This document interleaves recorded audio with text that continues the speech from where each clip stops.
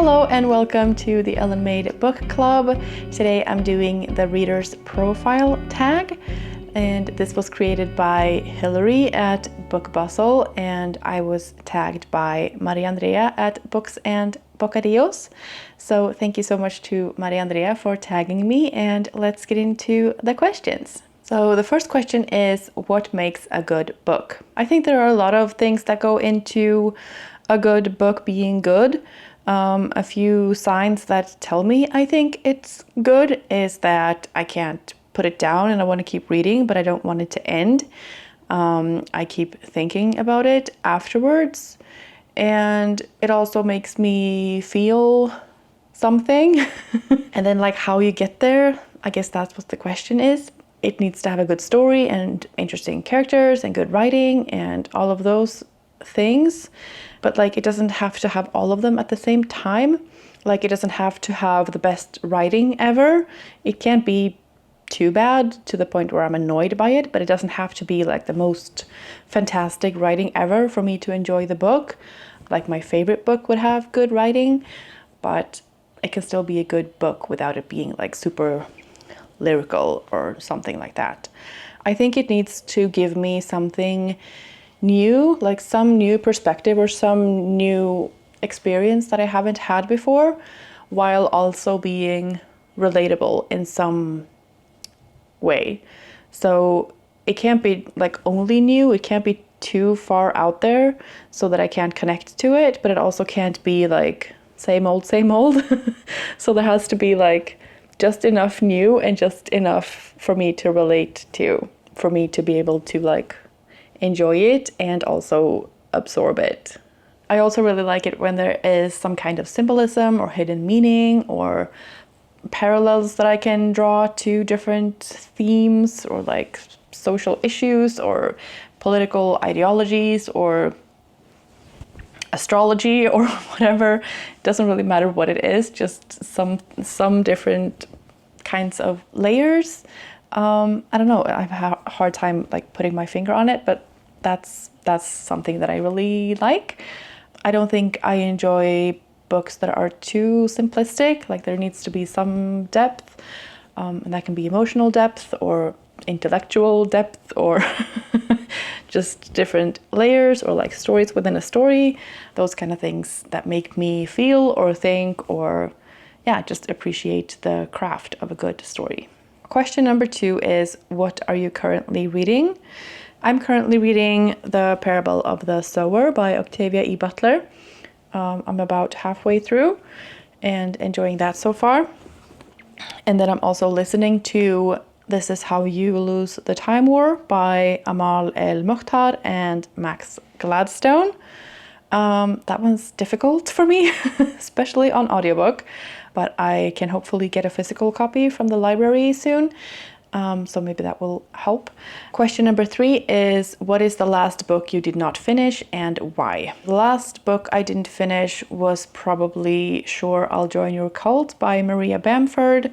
I listened to this on audiobook as well, and I did not enjoy it at all. It's a memoir, and it's about a woman who is happy to join a cult or like do anything to find community and belonging anywhere.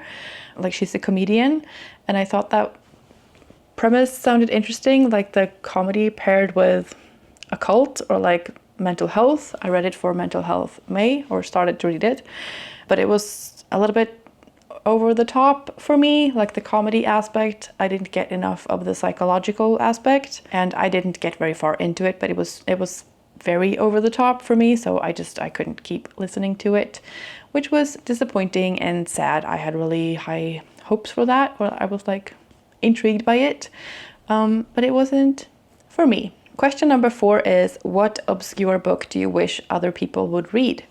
I don't know if these are very obscure. I think they were pretty hyped when they came out, at least one of them, but I don't hear a lot of people talking about them now, and I have never met anybody who's read these books, and I would really like to talk about them with people. I might need a reread, but I loved them when I read them, and so that's why I'm going to mention them. And those books are The Jacobean Building by Ala Al-Aswani, This is about a building in Cairo and the people who live there, and it's very good. The other one is The Ocean at the End of the Lane by Neil Gaiman. I hear people talking about other books by Neil Gaiman, like Norse mythology and American Gods, and what are the other ones? Stardust. Like, there are a lot of titles by Neil Gaiman that people are talking about, but I have never, like, I don't hear people talking about this book, and it's amazing, and I love it, and I would love for people to read this. Question number 5 is, what's the longest book that you have read? The longest book I read is Harry Potter and the Order of the Phoenix, which is not, War and Peace or something, but it is long. It is 766 pages, and I read it, so that's my answer for that. So question number 6 is, if you could have a dinner party with 5 fictional characters, who would they be? I would probably say Luna Lovegood from Harry Potter, Piranesi from Piranesi by Susanna Clarke, Violet from The Maiden by Kate Foster, and then Merry and Pippin from Lord of the Rings. I think they would all be a fun time at a dinner party. I think that they would all have a lot of stories to tell, and I think they're all kind of non-judgmental and have an open mind to different perspectives on the world and life and things. I also think that they might not always get invited to dinner parties, and open-minded underdog kind of vibe with a bit of weird. That's the kind of vibe I would go for at my party, and so those are my guests. Question number 7 is, list 5 books you would want to have with you if you were stranded on a desert island. So the first book I would choose is some kind of survival guide. I don't know a lot about surviving on a desert island, and so I would have a book with me with like instructions how to build some kind of thing to sleep in, and about the plants that grow there and what I can eat and what I can't eat, and like how to get water and things like that. And that's my first book. Then I would probably bring Cersei by Madeline Miller, just for like some company. Like, she's also on an island all by herself, and I feel like we could have some kind of telepathy and like commiserate with each other, and maybe I can get some inspiration and like empowerment from her. And there are also like different kinds of stories in here that I could sort of fill in the blanks and have my own imagination run wild with. So that's my second choice. My next pick is Piranesi by Susanna Clarke.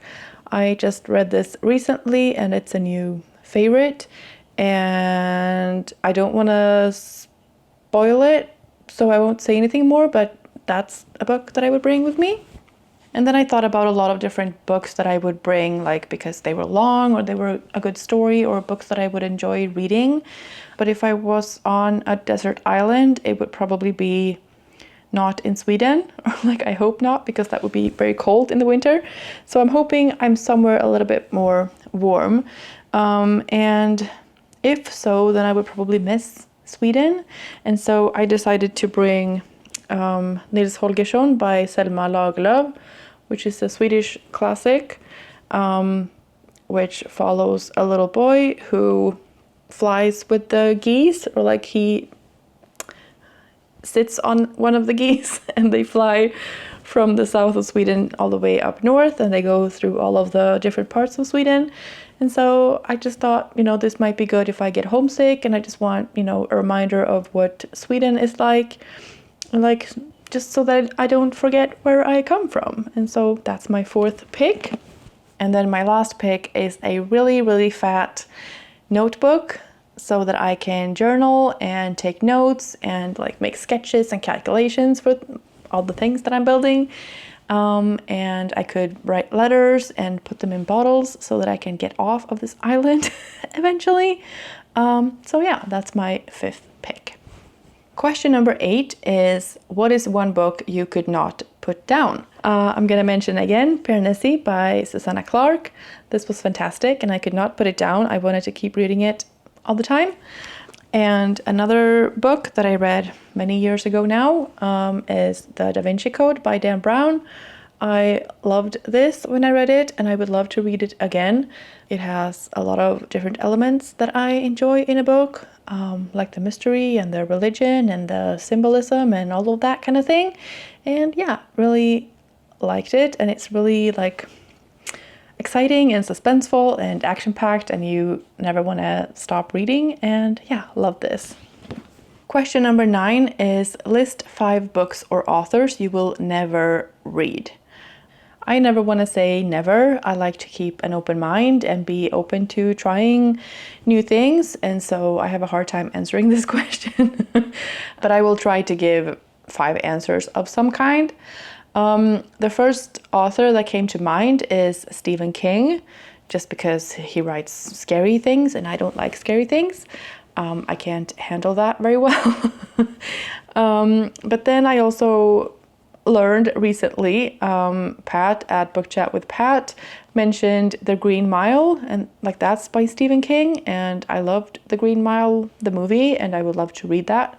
So that's an author that I, in my mind, had decided, like, if I see a book by Stephen King, I'm not touching that. But now I'm like, well, maybe there are some books by him that I could be interested in. So that's my first answer, and also not. My second answer is horror, like scary books of any kind. I can handle some horror, I can handle some creepiness. I don't like it when it's too scary. I will never read it. Okay? I saw that movie when I was little, like really like 6 years old or something, and it scarred me for life, so no thank you. I will never read The Game or anything along those lines. I probably won't ever read War and Peace by Dostoevsky. Right? I know it's probably amazing. I'm not intrigued by it. Maybe someday, but not right now. And then number 5 is The Phone Book. I will never read The Phone Book from cover to cover. I can tell you that. Question number 10 is, if you were to write a book, what would it be about? I think if I wrote a book, it would be something along the lines of what I like to read. So it would probably have a strong female character. There would probably be some kind of social issue, or like following someone in their work environment, or like with family and things like that. I don't think I would write a romance, for example, and I don't think I would write a complete like fantasy novel. Maybe some magical realism kind of thing, or like mysterious something. I'm not really sure. Some kind of contemporary thing with like a woman doing things and also some magic. Maybe. Something like that. So the last thing is to tag other people, and for this one I'm tagging Bryndis at Bryndis Daughter of Gunnar, Pat at Book Chat with Pat, Renee at Beyond Books, Shauna at Good Tired, Kat at Curious Cat, Kat at The Cat Bite, Sui at Sui's Book Banter, Gina at The Library Mouse Gina, Elmo at Elmosi, and Nikki at My Messy Bookshelf. Thank you again to Mariandrea at Books and Bocadillos for tagging me, and I will leave her video below so you can go watch her answers. And yeah, I think that's it. I hope you're having a fantastic day, and I will see you in the next one. Bye. And